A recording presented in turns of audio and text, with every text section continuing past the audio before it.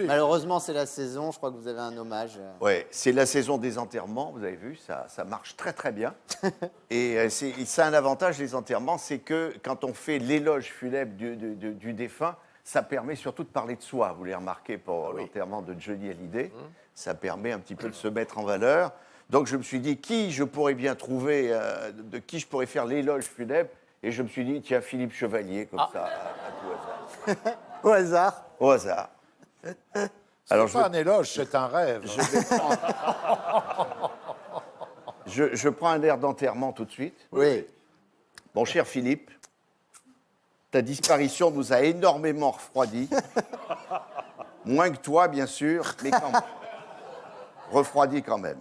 Jamais, Philippe, j'aurais pensé que tu partirais si vite, toi qui as toujours été en retard. Ah bah, bravo. Là, ça pouvait pas mieux tomber aujourd'hui. Bravo. Ah, oui, oui. Alors là, Mais tu me connaissais bien et tu savais combien je déteste m'exhiber en public. Mais là, ça a été plus fort que moi. J'ai accepté de parler de toi. Car plus je parle de toi et plus je pense à moi. Bon. Tu le sais, mon Philippe, je t'ai aimé comme ma sœur. Mais pour toi, je ne pouvais faire autrement que de venir te rendre hommage.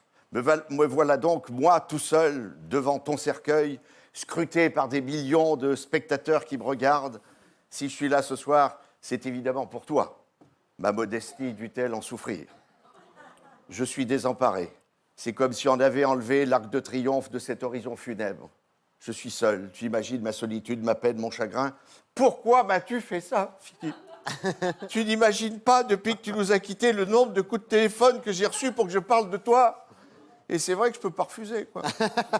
C'est vrai que s'il y a bien quelqu'un qui te connaissait, c'était moi. Moi à qui tu confiais tout, y compris tes vieux vêtements, tes anciennes fiancées. Dès que tu ne voulais plus mettre quelque chose, tu me disais enfile-les. oh non, Jacques. Tu me disais. Jacques. Pas vous, Jacques. Ah, Philippe, toujours cette élégance et ce doigté incomparable.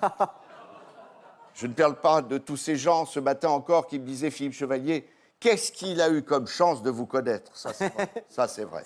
D'ailleurs, tu me le disais souvent, mon cher Jacques, si tu savais combien je te dois, je te répondais, tu vas recevoir la facture. C'est vrai, je t'ai beaucoup aidé.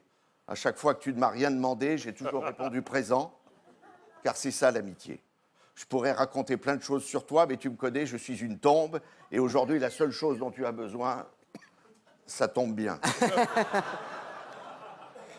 Car malgré mon immense chagrin, je réussis encore à être drôle. Voilà, mon cher Philippe, tu vas beaucoup nous manquer, et moi encore plus. Mais c'est tant mieux. Toi qui as toujours été superficiel, dans quelques instants, tu vas gagner en profondeur.